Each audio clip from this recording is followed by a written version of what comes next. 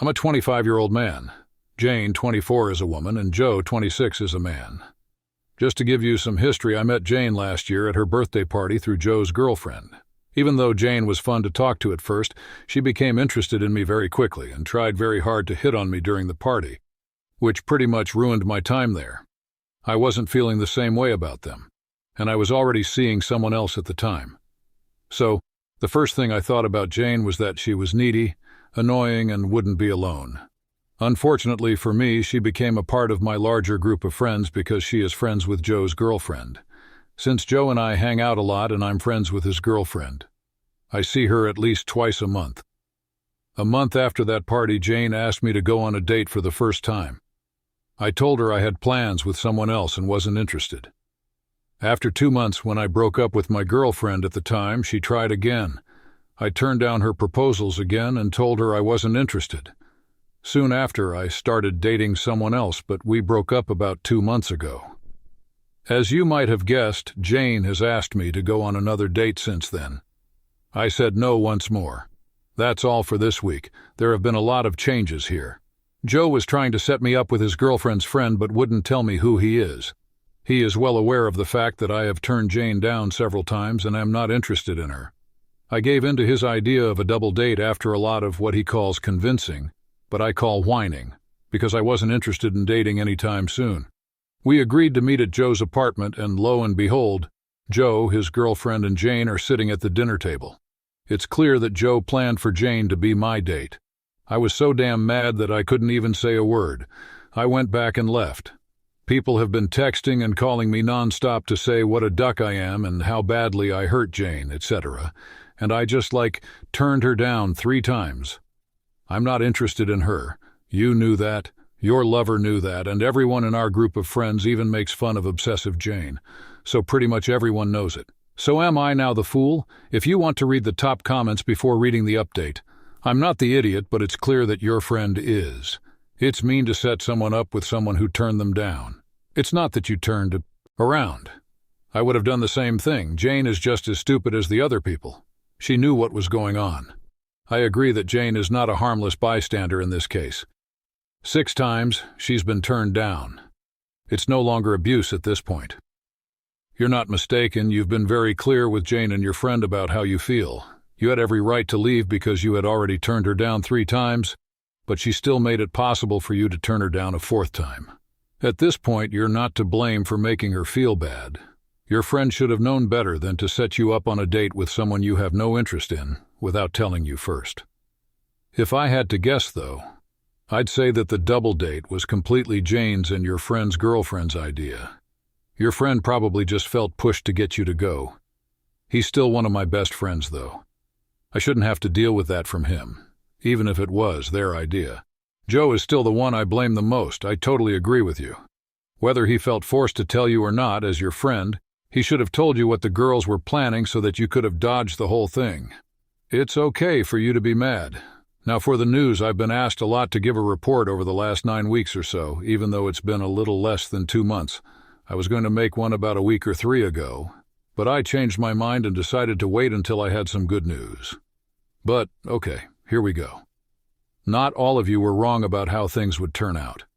It all kind of came back to haunt Jane because she was being obsessed and stalker-like. That's when she chose to message me, about a week after I made my post. It came down to her not understanding why I was interested in her but didn't want to go on a date with her.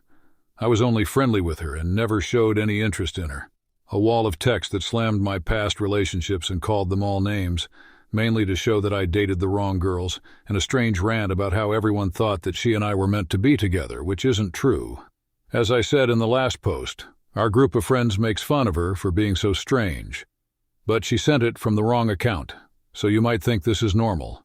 Something that happens all the time or somewhere for her to vent. I've become friends with someone on the computer in the last 2 or 3 months. We played games together and talked on the internet every once in a while like any other normal friends. Also, the texts about our date came from this account. She had, in fact, used this nickname to sneak into my online friend group and sort of keep an eye on me. It's clear that this scared the crap out of me. I made copies of what she sent me and then stopped all the accounts I knew she was using. After that, I put everything on our friends' Discord and WhatsApp groups so that everyone could see it. She was then kicked from both of them.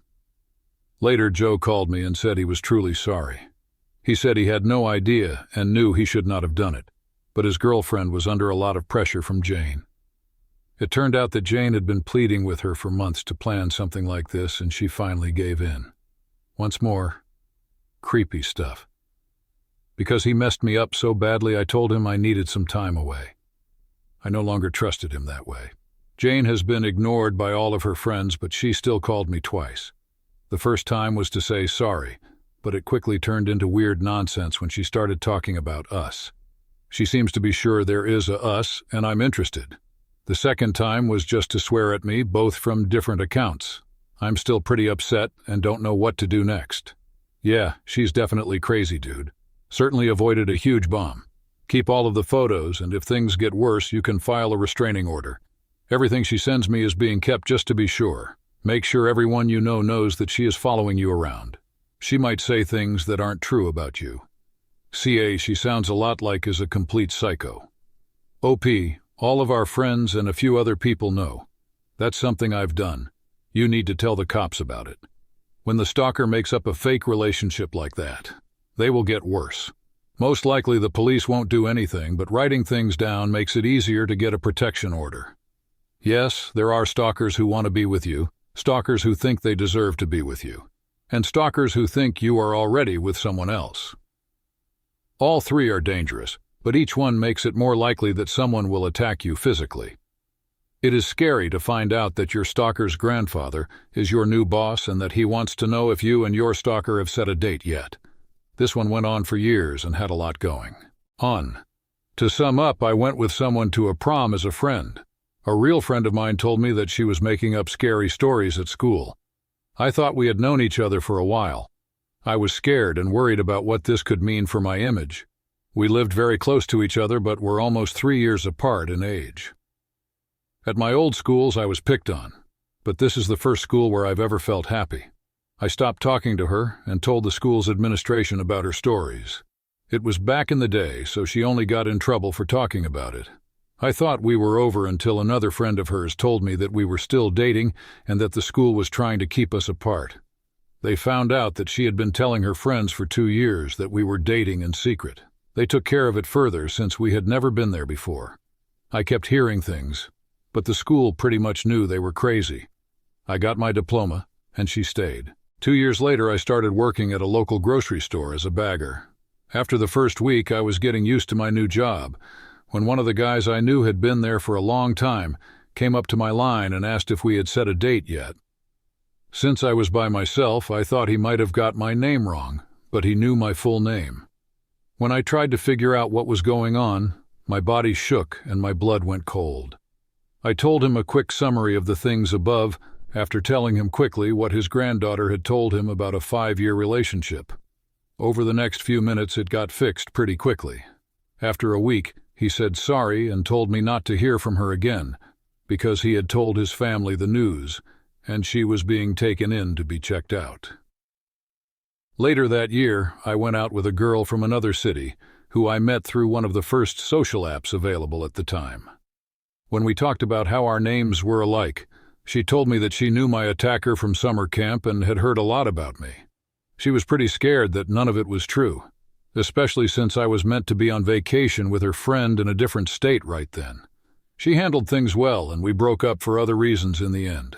She was probably logging into both of our accounts, which is why we were linked on the app by accident. It took me years to figure that out. I knew she was around for the next 15 years, but other than trying to get in touch with me once in a while, she mostly stayed away. A lot of the time it wasn't clear. I would just think that there was something wrong. I could find a blank note under the wipers or door handle. Sometimes things seemed very fishy, like when my back door was open and I was sure I hadn't made my bed. Someone may have put trash under my wiper or door handle. I forget things too, so I can't say for sure that I didn't leave the door open. There was a time when I moved and really kept to myself. The very famous car stopped running for me, so I put it in the shed after the rear brake line broke in November 2010. After she got married in 2014, the strange thing stopped happening for the most part.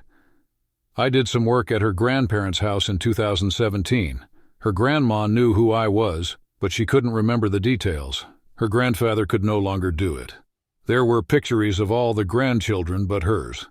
As is common for me at work, she told me all about her grandchildren, including her oldest granddaughter, who would be the first of her grandchildren to get married next year. She also showed me a picture of my stalker's younger sister. That's all there is to it. When her grandpa asked me that question, I realized it went deep, and that was the scariest part of it all. Next article, update. Am I wrong for not getting involved in the fight between my son and my daughter and her husband? First post. This all began a few years ago, and it has totally split our family apart. My 22-year-old son Zay hasn't really been in touch with us since he was 18. Adam's parents are good friends of the family. He started going out with my 24-year-old daughter Pam when they were both 19. My son was being picked on by Adam at school, and as you might guess, he didn't like it very much. He was very angry. But my daughter wouldn't change her mind. I tried to stay out of it, but my wife sided with my daughter. She did this because we are friends with Adam's parents, and she also believed Zay would get over it in the end. That didn't happen, which is too bad. Instead, it changed my son's attitude in a big way. He was rude, angry, and cold toward her a lot more now. He stopped paying attention to what his mother or I said and often used fear to get what he wanted. There were also times when he wouldn't say a word for days on end. This pretty much went on until he went to college. After that, he probably didn't stay at home for more than 2 weeks before moving out with friends or the girl he was seeing at the time. He has turned down every offer of peace we make. Our whole family is broken up because of this. My wife is hurt the most because they were close before this happened. Before lockdown last year we last talked, he called me a fool for being on the fence. I get why he feels that way, but was it really wrong of me to stay neutral? It didn't seem right to me to be in charge of my daughter's love life. Okay, now read the top comments before you read the update. 1 question. What did your wife and Adam's parents do about the bullying while it was going on? In what way did it change your friendship? 2nd, did Adam ever try to say sorry to your son? You might think you didn't take a side, but unless I'm wrong, you chose your daughter's side. It seems like no one has ever stood up for your son during his whole life. 1. We didn't understand how bad it was until it was too late. It was hard for us to be friends because Adam's parents don't like my son for different reasons. 2. He did try to say sorry after they were together for a few months, but things didn't go well. This is against the rules, so I don't know how much I can say, but I'll just say that Adam was scared of my kid. You're the stupid one. Why didn't you two help your son when he was being picked on? How come you want to be friends with Adam's parents? That's not fair. You chose Adam's side.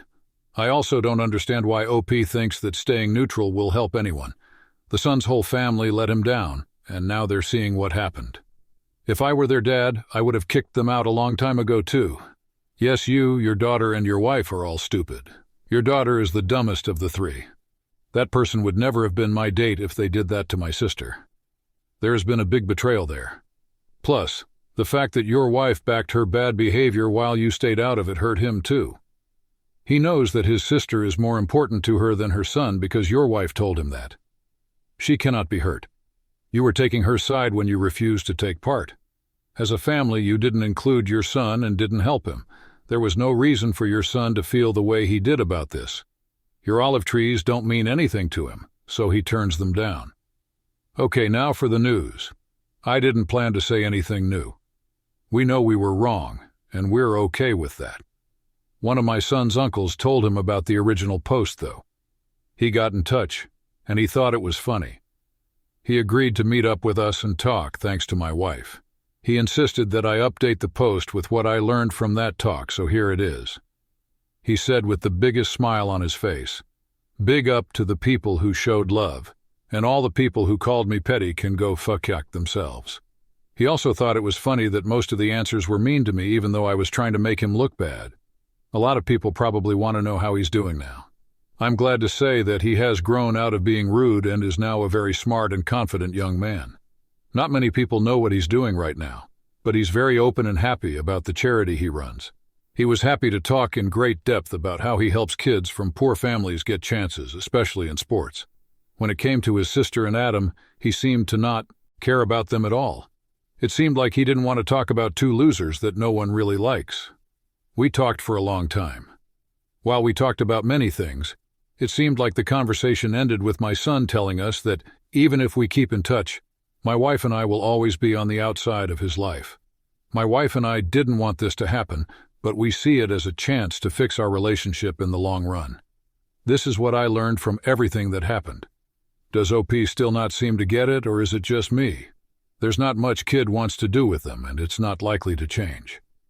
Does that sound like what happens when you stop talking to your child? Dad says there's still hope for a bond, but son said they'd always be on the outside, so the OP is still waiting for the son to get over it before they can pick up where they left off? In the update, OP doesn't say anywhere that he said sorry to his son or did anything to make things right. Maybe they talked about that for a long time, but it seems strange to leave that out. The OP did say they were sorry in the comments of the first post, but I still think my point about the change stands. A chance for him to finally show that he gets it. The OP and his wife are definitely the stupid ones. I read some of his letters back and forth. It seems that Adam's parents don't like Zane because, get this, Adam's little brother tried to bother Zane too, but Zane wouldn't have it and pushed back.